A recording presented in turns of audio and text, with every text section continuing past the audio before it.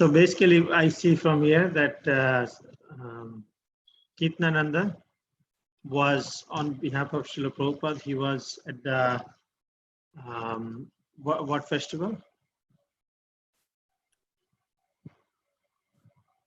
Remember the festival? He read Prabhupada's message, and Prabhupada requested everybody to support this movement. He has come on the plea of his spiritual master, right?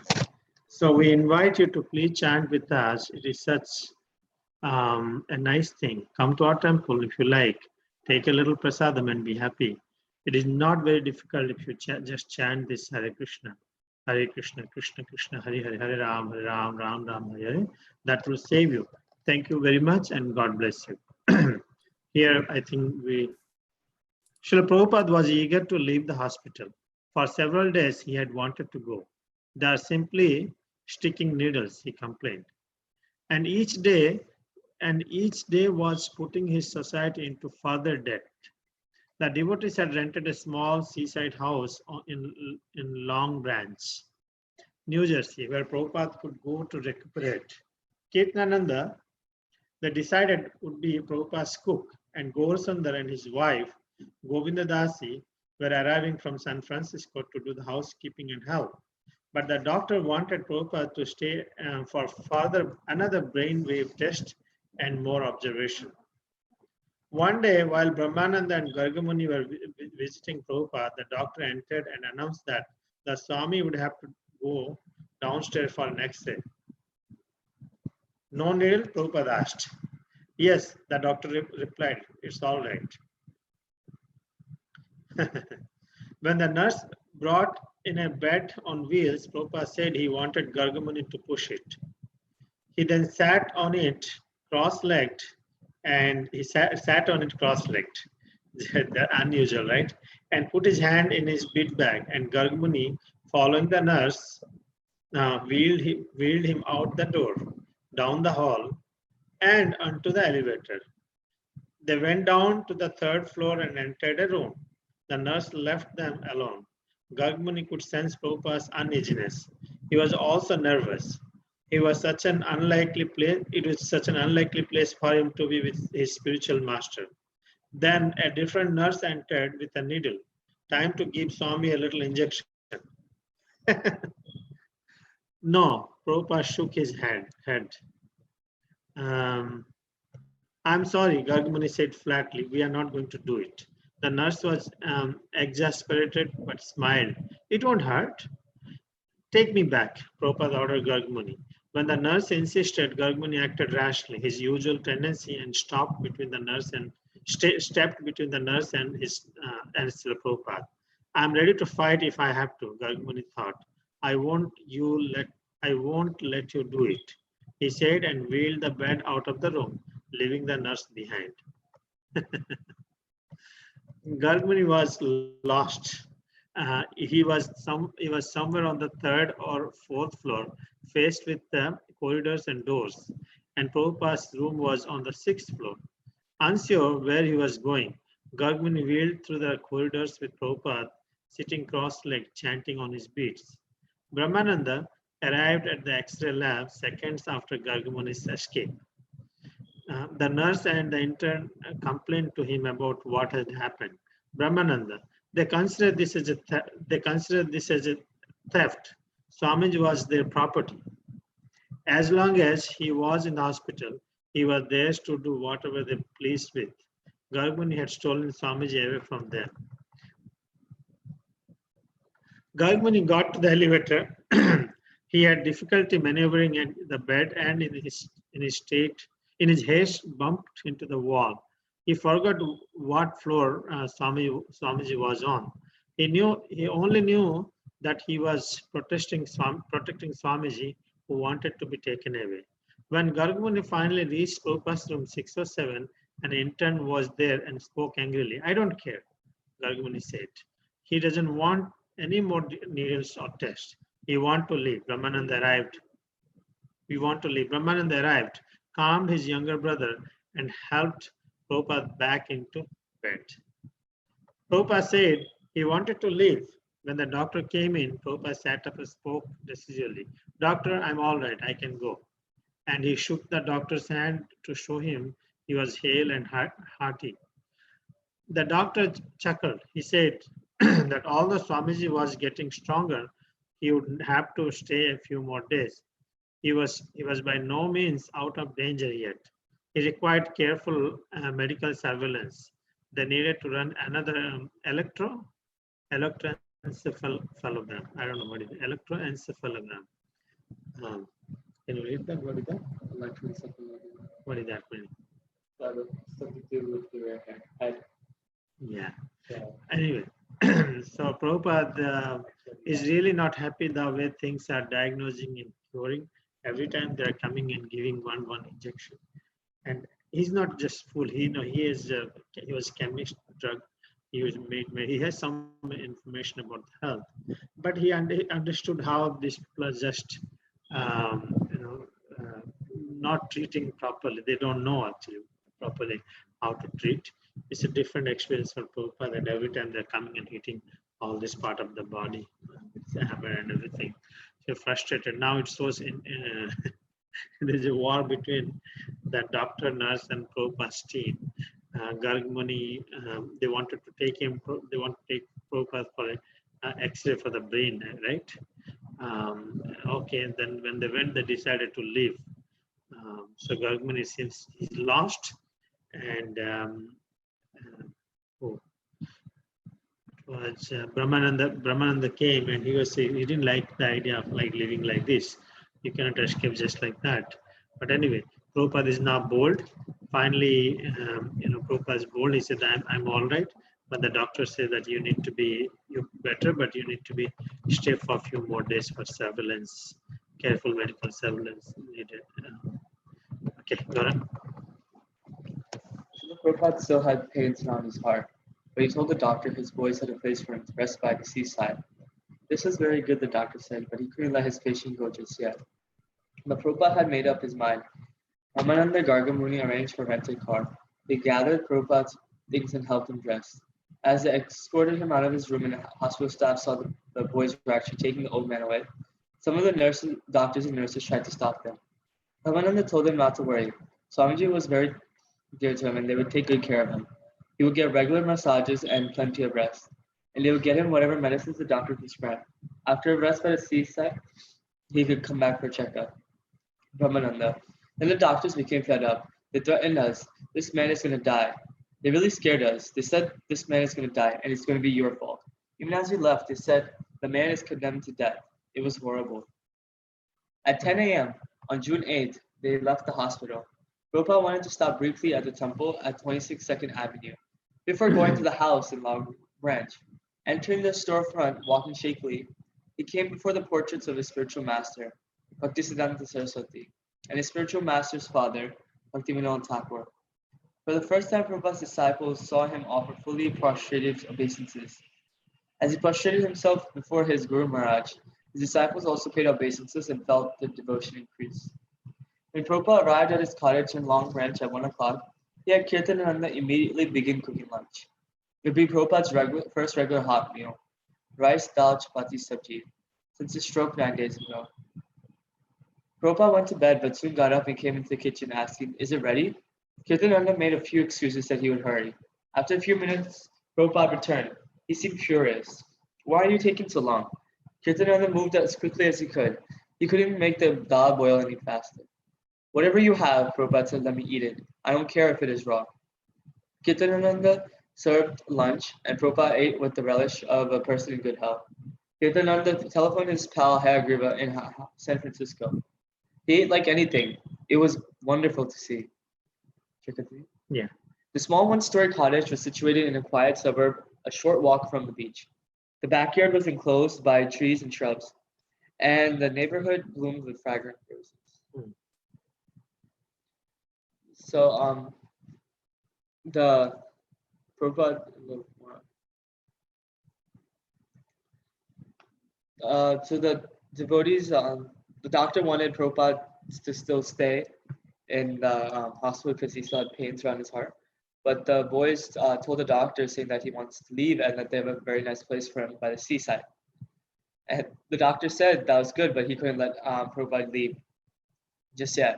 But Prabhupada made up his mind, and so Pramananda and Gargamuni rented a car, and they gathered and took Prabhupada to the car. And as they were leaving, the doctor and nurses tried to stop them, and they would explain to the doctor and nurse that Prabhupada was very dear to them, and that they would take care of him, give him plenty of rest, and he will get the medicines he needs and regular massages.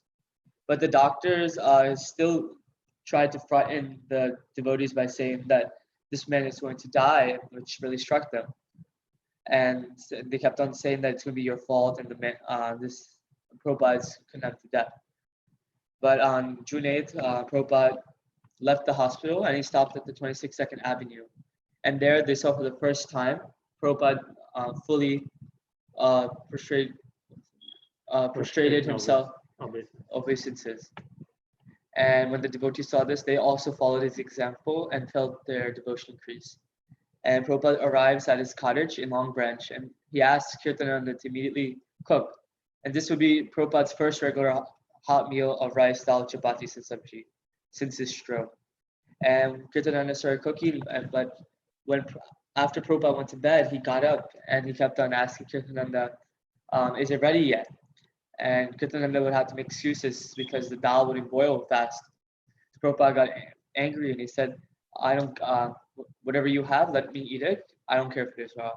But Kirtananda served lunch to Prabhupada, and Kirtananda saw that Prabhupada ate like he ate. He felt good because Prabhupada ate like anything. The small one-story cottage was situated in a quiet suburb, a short walk from the beach. The backward was enclosed by trees and shrubs, and the neighborhood bloomed with fragrant roses. But the weather was not often blustery and the sky grey. Prabhupada spoke of returning to India to recuperate. In Delhi, Sri Krishna Pandit had refused Prabhupada's urgent request for Ayurvedic medicine. You are in such a long place. If the medicine gives some bad reaction, then how to arrange for the good? Prabhupada had written back, asking if an Ayurvedic physician could be sent to America, but the proposal seemed impractical. It would be better for Prabhupada to go to India. He received Swami Narayan Maharaj's reply that since no Ayurvedic doctor would go to America, Swamiji should come and be treated in Calcutta. Narayan Maharaj also enclosed a letter to Prabhupada's secretary, Rai Rama. There is no need for anxiety. Always utter Hari name. Hare Krishna, Krishna Krishna, Hare Hare, Hare Rama, Rama Rama, Hare Hare. Near his ears. God will do for the best. Srila Prabhupada talked of going to India not only for his health. He told Kirtananda and Gaura Sundara he wanted to start in Vrindavan, an American house, a place where his American disciple could learn Vedic culture to help them preach all over the world. He also said he wanted to make some of his disciples, Kirtananda, Brahmananda, Hayagriva, into sannyasi, and he would do that also in India. His real work, however, was in America. If he could just regain his health, but where was the sunshine? So here, even the place is good, better, but Prabhupada's mind is to go back to India. He's consulting about the medicine, about the getting a physician, Ayurvedic physician here, but seems it's not going to work. It's not a very easy job. So suggestion is that Prabhupada should come to India. Here they consulted Narayan Maharaj. So here it's better for so it's better for Prabhupada. Okay, he received Swami Narayan Maharaj. You all will know Narayan Maharaj, who is Prabhupada's sannyas god brother. Means both of them took sannyas from the same spiritual master. It's a long history in Ireland. Later you will hear, but you can remember that he suggested that you should come to Calcutta and get treated. So he also said devotees not to be in anxiety, chant Hare Krishna in his ears. Krishna will do the best. So Prabhupada had different, not only for treatment, he wanted to have a setup for American disciples, so they can plan and they can learn the Vedic culture, and also his plans to give sannyas to few devotees. That's wonderful. Okay. Second group. Govinda Dasi had cherished the desire to serve Swamiji personally ever since she had first met him in San Francisco. She saw that he was selfless, and his love for disciples was unlike anything she had ever known before. She didn't mention her cherished desire to anyone, even to Gaurasundara. But now Krishna was fulfilling her desire by allowing her and Gaurasundara to come to New Jersey to serve Swamiji. To the devotees in New York, having a married couple take care of Swamiji seemed the best arrangement, and Govinda Dasi and Gaurasundara had been available. These were external reasons, but Govinda Dasi understood that Krishna was fulfilling her desire. Serving Swamiji, Govinda Dasi felt completely satisfied. Now that she was actually dedicating herself to Swamiji as she had always wanted, nothing else was on her mind. Despite the problems of working with Kirtananda, who seemed to think she was less intelligent because she was a woman and who sometimes corrected her, she was happy. Govinda Dasi. Swamiji would sit on a little couch with a table before him, and Gaurasundara and Kirtananda and I would sit on the floor, and we would all eat together like a family. We would talk, and one time the subject was rice. Kirtananda said, "White rice is for human beings and brown rice is for animals." So I said, "I must be an animal then, because I really like brown rice better." And Swamiji just laughed and laughed and laughed. He thought it was so funny. I guess it did sound pretty simple, but he laughed and laughed. Prabhupada was sitting in the backyard when Govinda Dasi saw a large slug climbing on a wall. She showed it to Prabhupada. "Chant to the poor thing," he said, and she began to chant Hare Krishna. So here, basically, Govinda Dasi and Gaurasundara, they were chosen to serve Prabhupada in the beach, the rented house near the beach. And Govinda Dasi, she actually had a desire to serve Swami Prabhupada personally when they first met in San Francisco. So they both got initiated and they got married, Govinda Dasi and Gaurasundara. And she had a desire, and Krishna was fulfilling her desire. And for the devotees in New York, it sounded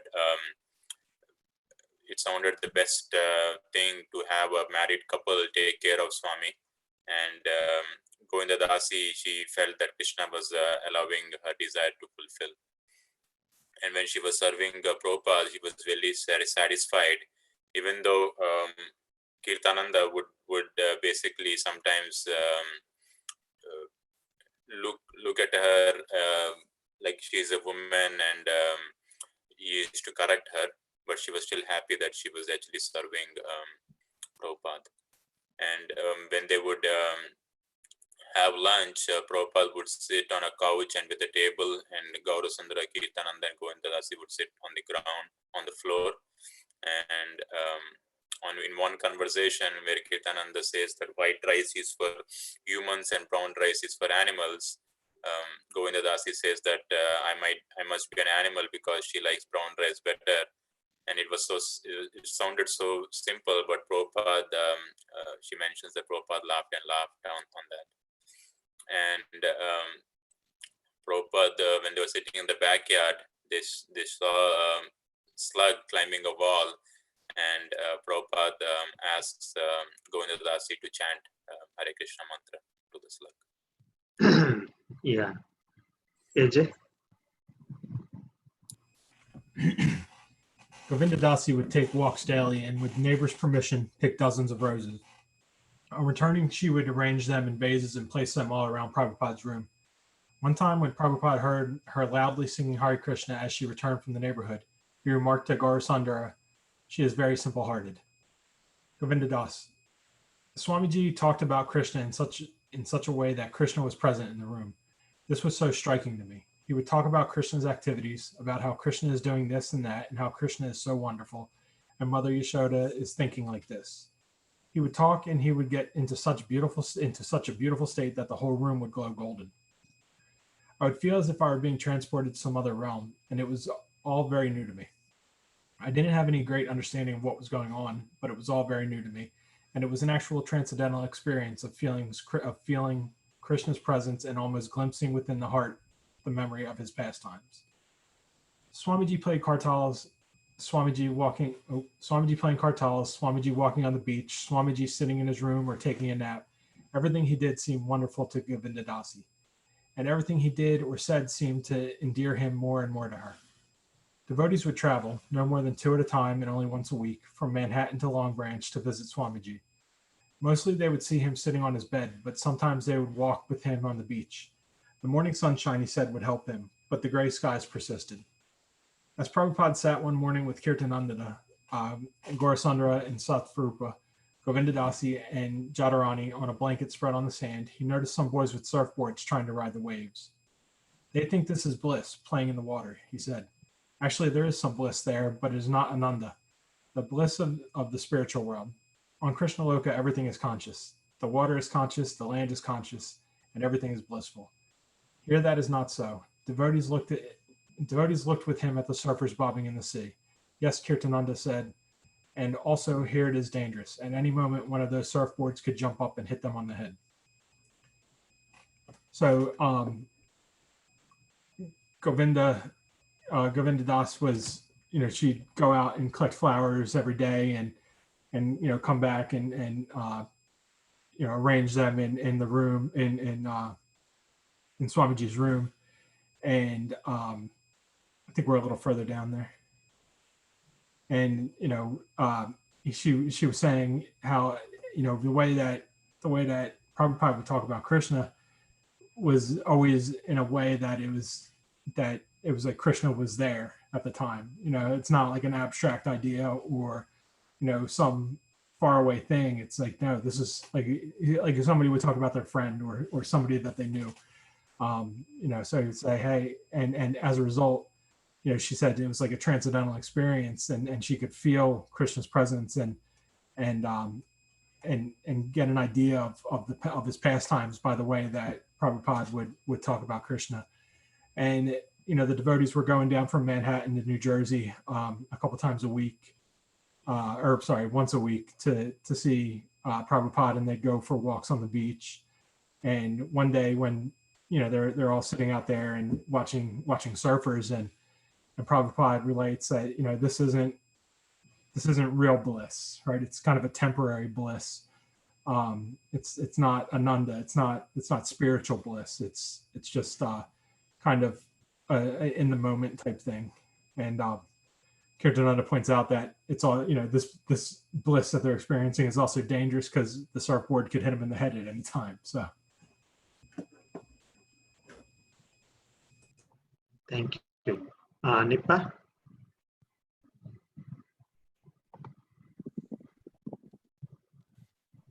Nipa? Yes, Hare Krishna. Yes, Srila Prabhupada said, this is not real Ananda.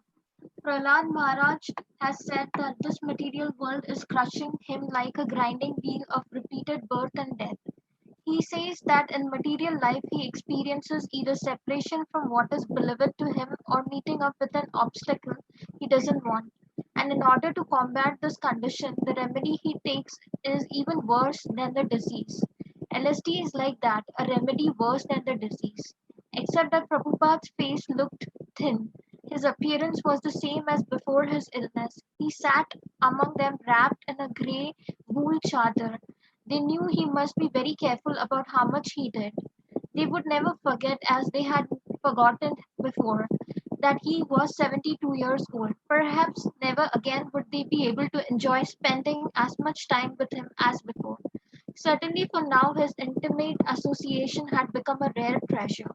Sitting inches away from Prabhupada on the beach blanket, Satya Swarupa asked a question on behalf of the devotees in New York. Swamiji leather is wearing of leather shoes permissible? No. What if someone has given us some leather shoes? Leather means violence, Prabhupada said.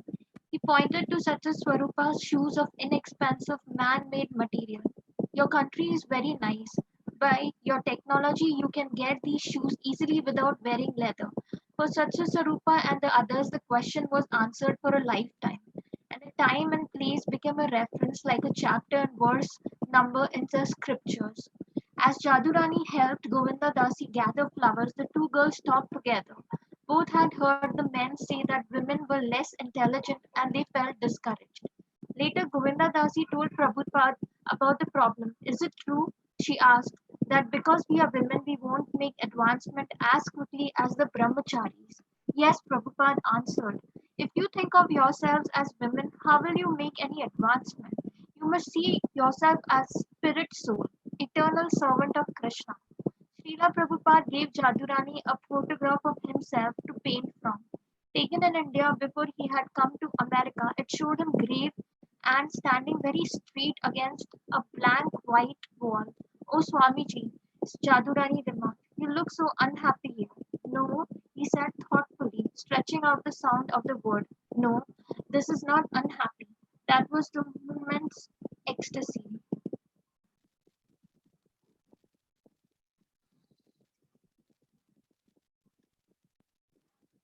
More, yeah, one more paragraph, Prabhuji, about. Yeah, Srila Prabhupada said, this is not real. Yeah. So Srila Prabhupada is saying this is not real Ananda. Prahlad Maharaj had said that material world was crushing him with the repeated cycles of death and birth. He says that in material life, you experience separation from the beloved one or have some obstacle which he does not want. And in order to combat that, the remedy he takes is even worse, worse than the disease. So LSD is definitely not the remedy; it's worse than the disease.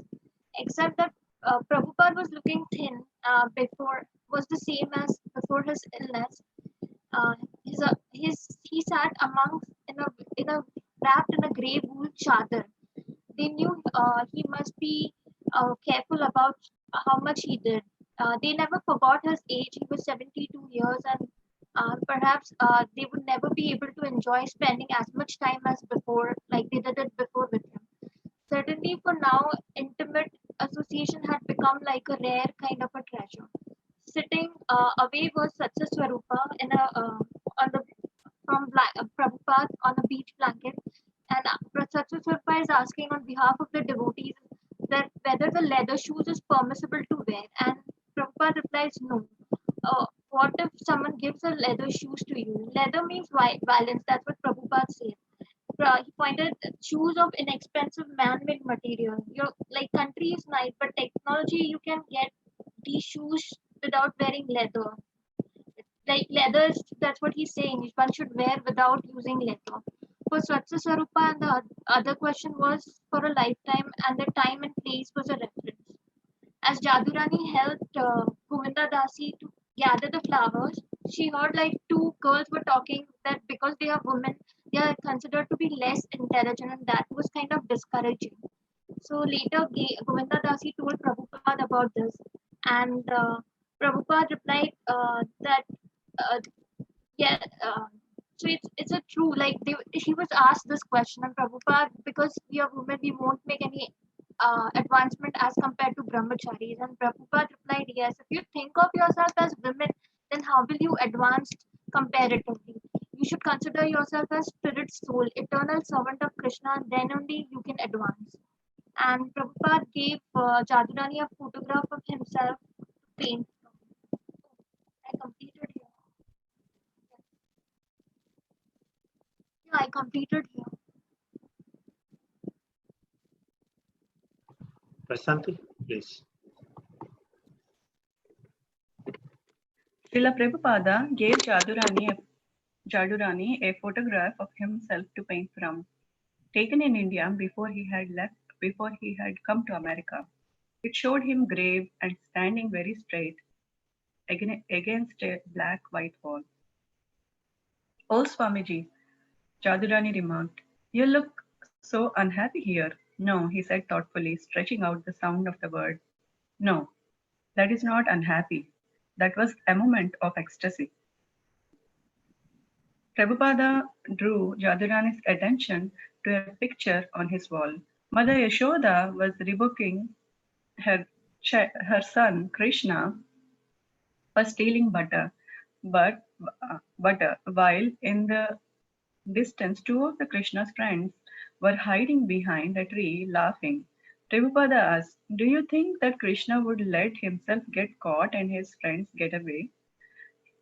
She looked at the picture again. By the light of the Swamiji's words, she could see that Krishna's friends would also soon be caught. She suddenly felt she was there in Vrindavana. They both laughed. After staying with Prabhupada for 2 days, Satsvarupa and Jadurani, the devotees visiting from New York, had to return to their duties. Although Prabhupada had been resting, he woke just as they were about to depart. So they came into his room. In a faint voice, Prabhupada spoke a few words from his bed. Then he sat up and Gaur Sundara began to massage him. People would think God is dead or are crazy, Prabhupada said. Although no one had introduced the subject, for Prabhupada, preaching about Krishna was always a props. His voice picked up volume as he denounced the atheists. Just like if I go to the doctor, if he checks my heart and it is beating well, and if he checks my blood pressure and it is going on, and my breathing is there, and after observing all the symptoms of the life, if I ask him, so doctor, what is the condition? If the doctor says, my dear sir, you are dead, is that not a crazy diagnosis?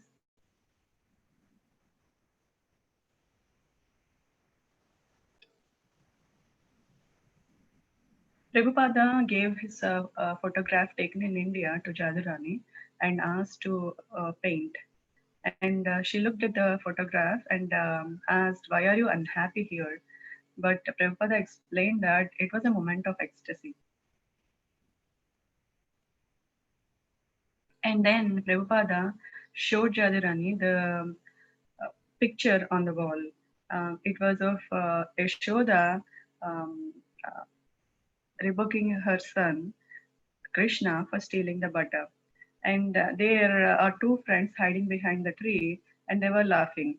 Prabhupada said, how do you think she caught Krishna and the friends got away? And she looked at the picture and felt that she was in Vrindavana. And then both of them laughed looking at the picture. And after 2 days, Satsvarupa and Jadurani, who are visiting from New York, are returning. And Prabhupada spoke a few words from his bed. And Gaur Sundara was massaging him. He said, preaching about Krishna, like they were explaining that Prabhupada always wanted to preach about Krishna. And he denounced the atheists and he gave the analogy like if the doctor checked all the symptoms that the heart was beating or the blood pressure was good, after looking at everything he pronounces that he's dead, then that would be a crazy diagnosis. And that's how the atheists are also behaving.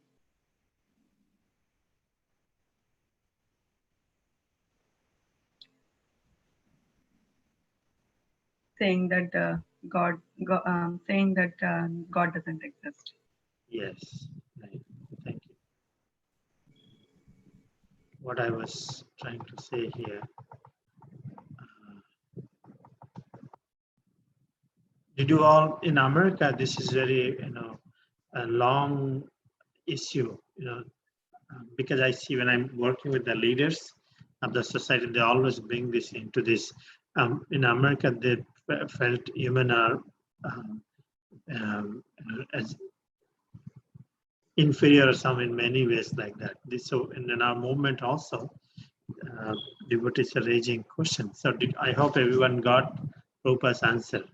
Yeah, in a body we are made in differently, and everybody has different level of consciousness, and but we are a spiritual organization. One should not think one is a woman, one is white, one is black.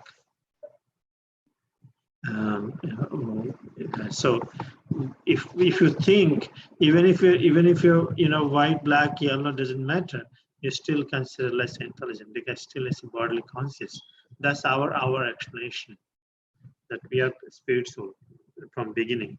So Prabhupada kept agreeing, based on the one's body, one is endowed with certain kind of nature and everything. But ultimately, if you think yourself as a human, you will not make an advancement. So it's for everybody. If I think I'm a man, I cannot make an advancement. If I think I'm white, black, all this Indian, American like that, I cannot make advancement. First thing is we should know that we are spirit soul. Just wanted to stress, in future you will come to know in future, but this is the long issue here, experienced in the past. Now also I think there's a lot of feelings are still there. Okay, we have Vijayanand Prabhu, read.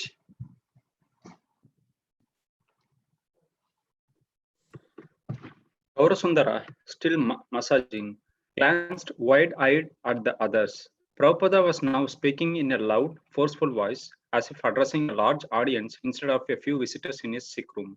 Similarly, just see the signs of life in this universe. The sun is rising just on time. The planets are all moving in their orbits. There are so many signs of life, and the universe is God's body. And yet they are seeing all the symptoms and declaring God is dead. Is it foolishness? They are rascals. I challenge them, simply rascals. A few soft words had become half an hour of strong, emphatic speech meant to move the audience against all of atheistic theorists. Although Kirtananda had at first cautioned Swamiji, reminding him about his health, Swamiji had dismissed the caution by saying, "That's all right." But now he was exhausted and he had to lie back down. The devotees had just seen Swamiji immediately use up whatever energy he had gained from his afternoon's rest. Although they admired how he was using everything for Krishna, they were also fearful. But they were helpless to restrain him. They were even implicated. They wanted to hear him. When Satsvarupa and Jadurani returned to New York, Brahmananda had them tell the others about Swamiji. Satsvarupa told how he had slept in the room with Swamiji and had felt that his nearness to Swamiji was very auspicious. He had felt light and peaceful and close to Krishna all night. Satsvarupa and Jadurani told about sitting on the beach with Swamiji and is talking about everything being conscious in Krishna Loka. And they told how Swamiji had sat up in bed and had used all his energy preaching, showing them that they should also use everything in the service of Krishna. Brahmananda beamed at the other devotees. Just look, by your talking about Swamiji, everyone is feeling blissful. Prabhupada stayed in Long Branch for 3 weeks, but when Sri Krishna Pandit wrote saying that he could not arrange for an Ayurvedic doctor to come to America, Prabhupada began to think more seriously about going back to India. In India, he could get sunshine and Ayurvedic treatment, but his plans would vary from one day to another. San Francisco, Montreal, India, New York. He told Geetananda to inform the devotees in San Francisco that if they held a Ratha Yatra festivals, he would come.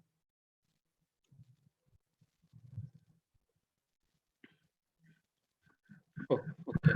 At the end of June, he returned to 26th 2nd Avenue and to the hospital for a checkup. The doctor was surprised at Swamiji's recovery and had no objection to his flying to San Francisco. So, in search of sunny skies and eager to guide his followers in performing the first Ratha Yatra, Prabhupada had airline tickets booked for himself and Kirtananda to San Francisco, the new Jagannath Puri.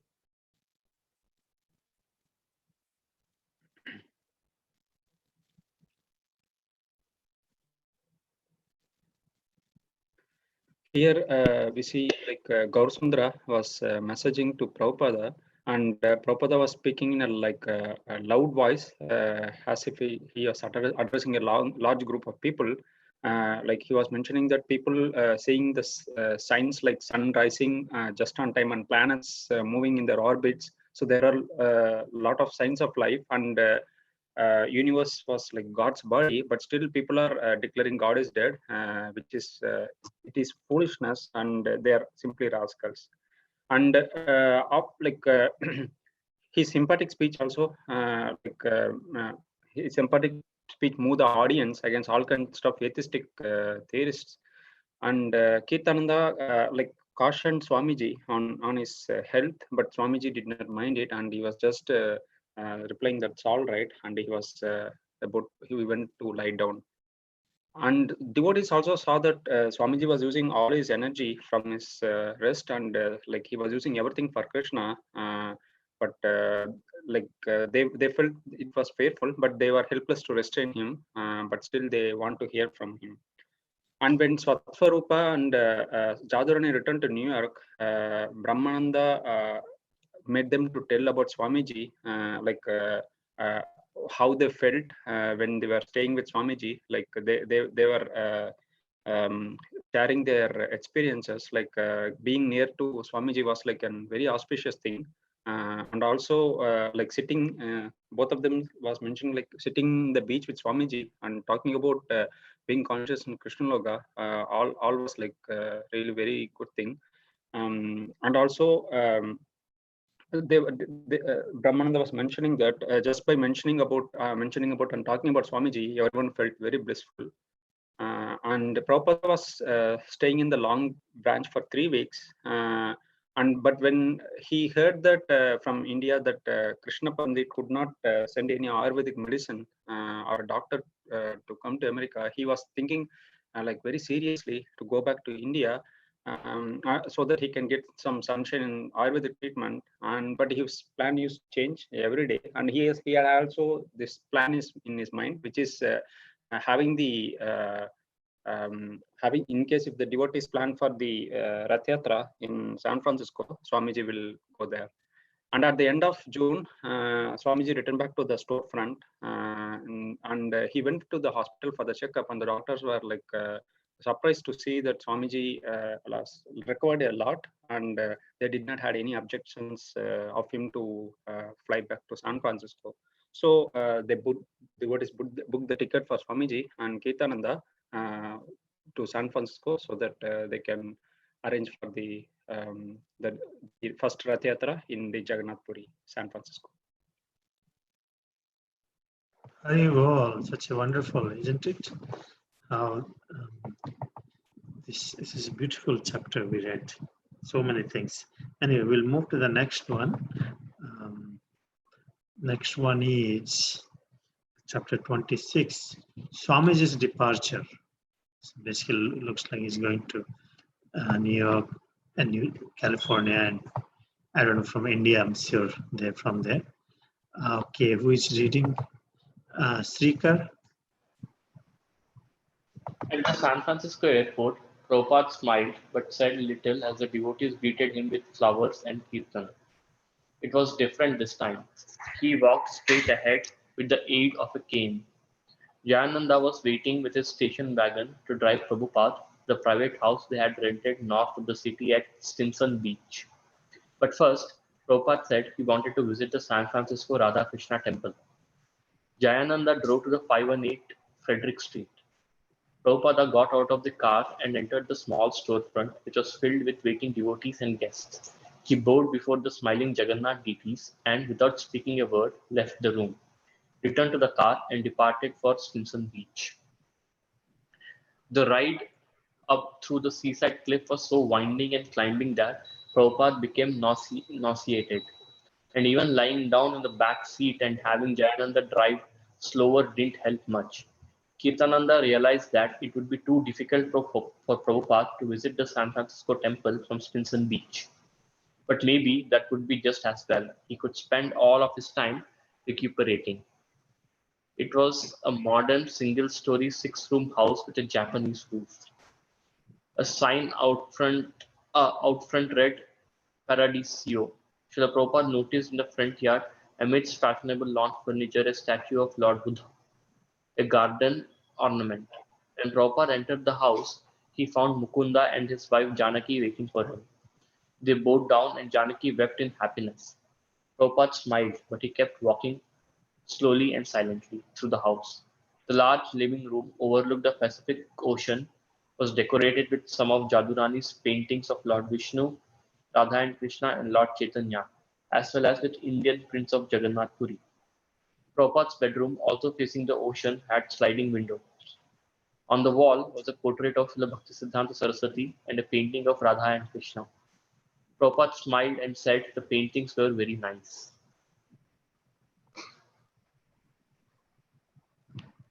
So the devotees, Go ahead. so here yes, right. The devotees agreed that only Kirtananda and Upendra would stay and serve Swamiji. They wanted Swamiji's stay to be peaceful so that his health could improve. That night, Srila Prabhupada felt pain in his heart and could not sleep, and he didn't rise early for translating. At 5 a.m., Kirtananda came in and opened the window slightly so that Prabhupada could receive the soft ocean breeze. Prabhupada sat up in his bed chanting his japa and gazing at the feet of Lord Krishna and Srimati Radharani.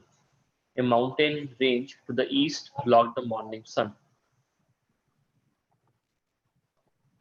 So here we see Srila Prabhupada, he arrives at San Francisco airport, and then their devotees greeted him with kirtan and with flowers. And then so Jayananda, he escorted Prabhupada from the airport, and then they rented a small apartment or living place in the north of the city at the Stinson beach. So Srila Prabhupada said he first wanted to go to the temple, first visit the deities, and then go to that place. So Jayananda, he drove Srila Prabhupada to the temple, which was located on the 518 Frederick Street. So Prabhupada entered right into the storefront. There were a lot of devotees and guests waiting for him. And then he took darshan of the Jagannath. And then immediately after taking darshan, he just went to his car and then he departed for Stinson Beach. So the ride to the Stinson Beach was like it was on a seaside cliff and was so curvy and winding. And then Srila Prabhupada became a little nauseated. So Srila Prabhupada was lying down in the back seat, and then Jananda was driving, but still he was driving slowly, but still that didn't help. So Kirtananda Maharaj, he felt that his visit to the temple would be a little difficult traveling back and forth. But again, that he felt that Stinson Beach would be a better place as it would give some time, and then Srila Prabhupada can recuperate. So at the Stinson Beach, his stay was like in a single-story, six-room house, and then it was a Japanese room. And then at the entrance, there was a statue of Lord Buddha, and there was a garden. And then as soon as Prabhupada entered the house, Mukunda Maharaj and his wife Janaki, they were waiting for him. And then Janaki Mataji, she wept in happiness. And then Prabhupada smiled, looking at her, and then he kept walking. And then there was a large living room, and then which was overlooking the Pacific Ocean. And then the walls of the room were decorated with paintings drawn by Jadurani Mataji, painted by Jadurani Mataji. There were paintings of Lord Vishnu, Radha and Krishna, and Lord Chaitanya. And then Prabhupada's bedroom also was like beach facing, ocean facing, had sliding windows. And then on the wall in Prabhupada's bedroom, there were portraits of Srila Bhaktisiddhanta Saraswati Thakur. And then there were paintings of Radha and Krishna. And then Prabhupada looked at all these paintings and he smiled and then said they look very nice. So devotees all agreed that Kirtananda Maharaj and Upendra would be staying there and then would be serving Srila Prabhupada. And then they wanted Srila Prabhupada's stay to be peaceful so that and give him time so that his health could recuperate. So the first day when he arrived in San Francisco that night, Srila Prabhupada felt little pain in his heart and he could not sleep. And then and so that's why he could not raise up early the next morning for translating. So at 5 a.m., Kirtananda Maharaj came into the room. He opened the windows, bedroom windows slightly, and then to let the soft ocean breeze air to come in. Prabhupada, and then he woke up and then he started chanting on his beats. And then while chanting, he was gazing at the lotus feet of Krishna and Srimati Radharani.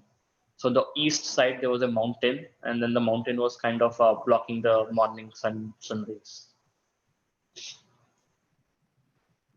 So Sridhar is not here today. Yeah. Did you all notice how nice care, loving and care, very careful service was being done by the disciples, the spiritual master? These all are observations, these all are lessons. We are actually having personal experience by hearing all these activities. Brajespu, you can read.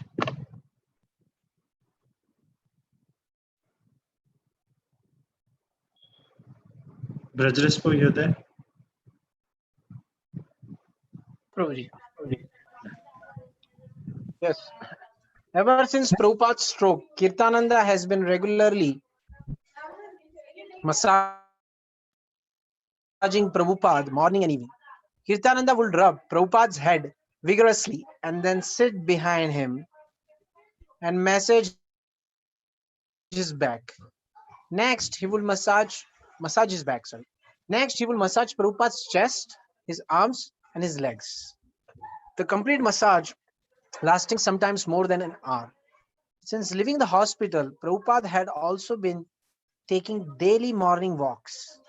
Even while on the Lower East Side, and this morning he went down for a walk on the beach, accompanied by Kirtananda and Upendra. As Prabhupada walked on the beach, he pointed his cane towards some bubbles in the sand. Just see, he said, there are living entities everywhere. There is no place without living entities. And yet, they say that the beach was rocky and there were cliffs where the waves crashed powerfully like thunder. You hear this sound? Srila Prabhupada asked. This is an echo of the gopis' heartbeats when they are feeling separation from Krishna. He walked for an hour until his two young servants were both tired. Do I tire you walking? He laughed. This walking and massaging are saving my life from day to day. Then he continued walking. By 11 o'clock, the sun finally appeared over the mountains and through the clouds. Srila Prabhupada, his head wrapped with towel, sat in a folding chair on the bench on the beach, taking in the sunshine. He kept saying he needed more sun. After lunch, the sky was again overcast. So this is a very wonderful, very wonderful purport where explanation where Kirtanand Maharaj is the time massaging Srila Prabhupada and Prabhupada's morning walk, the famous Prabhupada morning walks, which are been recorded. And here Kirtananda and Upendra are going with Prabhupada on the beach. And Prabhupada is giving the example of bubbles, saying that living entities are everywhere and there is no place without living entities. And Prabhupada is also saying about the critic on that yet there is no life on the moon. Prabhupada is saying. Prabhupada is trying to make a point that yes, you cannot say that there is no life on the moon. And then Prabhupada is also saying you hear the sound of the waves crashing, and that is the echo of the gopis' heartbeats when they feel separation from Krishna. So Prabhupada, at his nature, his you can understand like he is giving a critic over there, and at the same time he is like totally transcendental to this material world. He's just engaged in Krishna Katha, Krishna's consciousness. And then that's where he says that this walking and massaging is helping. So that's where Prabhupada is explaining about how we can always learn from the nature. Thank you.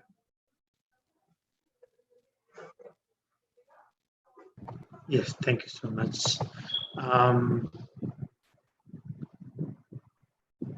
Okay, this did we cover? Yeah. By 11 o'clock, the sun finally appeared over the mountains and through the clouds. Srila Prabhupada, his head wrapped with a towel, sat in a folding chair on the beach, taking in the sunshine. He kept saying he needed more sun. After lunch, the sky was again overcast. In the evening, Prabhupada called Kirtanananda and Upendra into the large living room and led them in a subdued kirtan, singing Hare Krishna and Govinda Jaja. He stood and led them in a large circle around the room.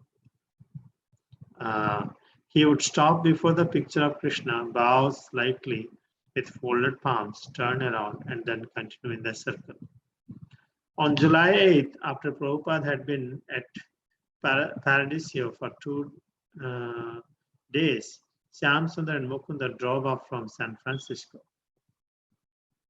The next day was to be Rath Yatra, and Shyam Sundar and Mukunda, the first devotees to visit Prabhupada since his arrival at Stinson Beach. Shyam Sundar also came and told Prabhupada all about festival preparations. Of course, the whole festival had been Prabhupada's idea, but the devotees in San Francisco were trying to do exactly as he had asked. Srila Prabhupada had first gotten the idea for the festival while looking out the window of his room above Frederick Street. Noticing flatbed trucks passing below, he thought of putting Jagannath deities on the back of such a truck and conducting an American-style Rath Yatra festival. He had even sketched a truck with a 4-pillared canopy on the back and decorated with flags, bells, and flower garlands. And he had called in Shyam Sundar, "Make me this cart for Rath Yatra." Now ready and sitting outside the temple on Frederick Street was the cart, a yellow hearse rental truck. Compliments of the diggers and complete with 5-foot columns and a pyramidal cloth canopy. Sitting with Prabhupada on the beach, Mukunda told how all the devotees are working with a great enthusiasm and how the hippies in Haight-Ashbury were talking about the Jagannath parade that would take place in the next day. The devotees had tried to route the parade through Golden Gate Park, but the police department would only give permission for them to go south down Frederick Street to the sea. Mukunda said the devotees planned to have Jagannath under the canopy, facing the right side of the truck, Subhadra facing the rear side, and Balram facing the left side. He wanted to know if that was all right. Actually, Prabhupada said the deities should ride in a separate carts pulled with ropes by the crowd to the streets. Maybe that could happen in future years. So here Prabhupada, is immediately desired that Jagannath Rath Yatra should happen. And Mukunda and Shyam Sundar both came to the place, Paradiso, and they explained about the preparations done for the festival. Everybody is looking forward because Prabhupada, since he gave simple for flatbed truck, so that at least festival can continue. According to that, Shyam Sundar has prepared the whole preparations, and they're sharing the ideas how it will look like. But then Prabhupada gives now further. Actually, it should be 3 chariots, and they all should go in different chariots and should be pulled by the devotees. Like that, Prabhupada is now giving further information. So, anyway, Cyclone Prabhu, please read. Do it nicely, he cautioned them, and don't hurry it up. The devotees should drive the truck slowly through the streets, down to the beach, and there should be constant kirtan. Mukunda and Shyam Sundar glorified Jayananda. He drove all around San Francisco getting donations of fruits and flowers, found people to help decorate the cart, install the sound system on the truck, and distributed posters in the stores. He was tireless, and his enthusiasm was inspiring everyone else to take part. The woman had been cooking chapatis all day. so there should be thousands to give away to the crowd. The devotees had prepared hundreds of Hare Krishna Rath Yatra festival balloons to release on the streets as the parade began. When the devotees asked what else they should do, Prabhupada said that this was all: a procession, prasadam distribution, kirtan. The people should get a chance to see Lord Jagannath and chant Hare Krishna. They should be chanting and dancing in front of the cart throughout the procession. But do everything nicely, Prabhupada said. Do it as well as you can. Lord Jagannath will be satisfied. The next day in the quiet afternoon, Prabhupada was sitting in the living room chanting on his beads. Upendra was with him and Kirtananda was in the kitchen cooking a feast. Suddenly, Prabhupada heard the familiar ringing of cymbals and he became very happy, his eyes widening. Looking outside, he saw the Rath Yatra truck with Lord Jagannath, Subhadra and Balram and dozens of devotees and hippies eager to see him. He went out to greet them and had them bring the deities inside and set them on top of the upright piano. Devotees and guests followed, filling the large living room. Smiling, Prabhupada embraced some of the men while others made obeisances at his feet. Some devotees helped Kirtananda in the kitchen get ready to distribute the large feast he had prepared. Others reported on the success of the Rath Yatra festival. So here, basically, Prabhupada tells Mukunda and Shyam Sundara how they should do the kirtan. He basically tells them that there should be, I think it's one more para up, I think. Yeah, this No, that I read already. Okay. So he said that they should be, they should drive the truck slowly through the streets and down to the beach, and there should be constant kirtan. Mukunda and Samsundar glorified Jayananda. Like he played a huge role in getting all the donations, in getting the cart decorated, finding people to help, installing the sound system, distributing posters, and the women were busy. The women were cooking chapatis all day so they could give it to the crowd. And they had also festive balloons to release on the streets. When the devotees asked Prabhupada what else should they do, Prabhupada said that this was basically, it is a procession, prasadam distribution and kirtan. And he said to do everything nicely and Lord Jagannath will be satisfied. And they should be chanting and dancing in front of the chariot, in front of the cart throughout the procession. So the next day, Prabhupada was sitting in the living room chanting on his beads. Kirtananda was cooking a feast in the kitchen. Then Prabhupada heard the ringing of the cymbals and he saw the Rath Yatra truck. Basically, they came to their beach house, and then he went out. He greeted them and had them bring the deities and put them on top of the piano, the upright piano, and everyone came and they were paid their obeisances to Srila Prabhupada, and some went to the kitchen to help Kirtananda in the feast, and others they were speaking about the Rath Yatra festival to Prabhupada. Isn't it such a wonderful? I think they finished Rath Yatra there, then they gave this as a surprise to Prabhupada. They brought the deities and they all came and Prabhupada had the darshan. So Prabhupada didn't expect this. No? So looks like they were cooking a feast. So basically maybe, and then they cooked everything, feast for everyone then. No. That's okay. But for bringing to beach house, it was not the plan. It was not known to Prabhupada after the event. They say like that here. Some devotees helped Kirtan in the kitchen to get ready to distribute last feast he had prepared. Others reported the success of Rath Yatra festivals.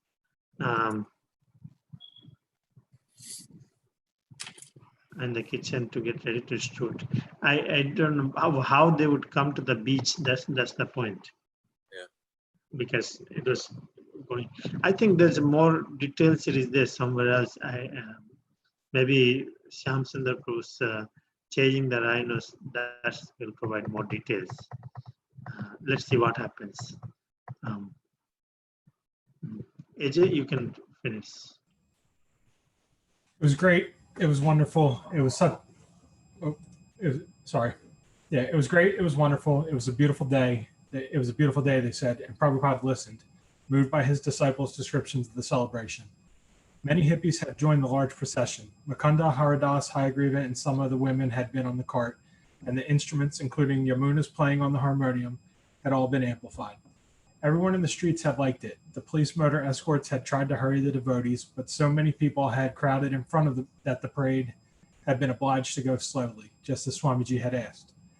Subala danced wildly the whole time, and Jayananda had been jumping up and down, playing cartels. From the trucks, some of the women had handed out cut oranges, apples, and bananas, and others had thrown flowers. The crowds had loved it.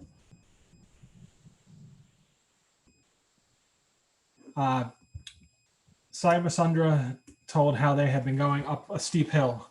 Saimasundra had been driving with his dog Ralph beside him on the front seat when the truck had stalled. He had tried to start the engine but couldn't. Then the brakes wouldn't hold, and the truck began rolling backwards downhill. Finally, he had managed to stop, but then he had tried to go forward. The engine had stalled, and the truck had rolled backwards again. He would get it started, the truck would go forward, then stall, then roll backwards. Everyone had been in anxiety. At last, the truck had started forward, and the procession had continued all the way to the beach. Srila Prabhupada smiled. It was a pastime of Lord Jagannath's, he said. That the same thing had happened when Lord Chaitanya had attended Rath Yatra in Jagannath Puri. Then also the cart had gotten stuck, and no one had been able to move it. The king of Orissa had brought forward the most powerful wrestlers to push the cart and pull on the ropes, but it wouldn't go. Even the elephants couldn't move it. Lord Chaitanya Mahaprabhu had then put his head against the cart and pushed, and only then did the cart begin to move. Now Rath Yatra had come to the west, and with this pastime this pastime of Lord Jagannath's. So they were talking about, the devotees were just telling Prabhupada of how successful the event was, and there was a lot of hippies in the procession, and they were forced to go slow just because there were so many people in front that, despite the police trying to hurry them along, they still, they couldn't. They had to go at a pretty slow pace, and they were handing out fruit and throwing flowers, and the crowd was enjoying it. And then Saimasundra tells it that the truck kept stalling out on a hill, and the brakes would give out, and the cart would start to roll backwards, and then he'd get it going again and backwards and going again. And he was finally able to get the truck started and move it up the hill and get to the beach. Prabhupada relays the pastime of Chaitanya of Lord Chaitanya, where a similar thing happened at Jagannath Puri during Rath Yatra, where the cart was stuck and nothing was able to pull it. But then Lord Chaitanya was able to put his head against it and push the cart to get it to move. So, and it closes with that the Rath Yatra has come to America now, and, with it, the pastime of Lord Jagannath.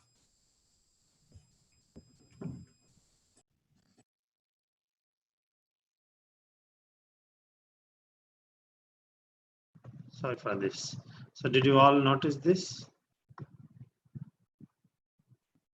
So most powerful wrestlers, the elephants, everything that the king tried to move, the chariot.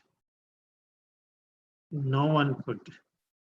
Lord Chaitanya Mahaprabhu had then put his head against the cart and pushed.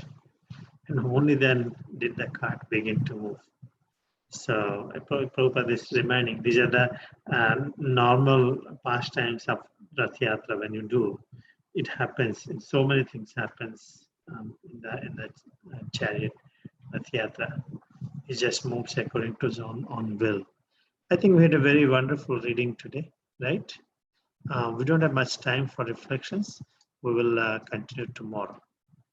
Okay, so thank you so much for joining. Hare Krishna, Srila Prabhupada ki jai, Prabhupada Lilamrita ki jai. Thank you. Hare Krishna. Understand.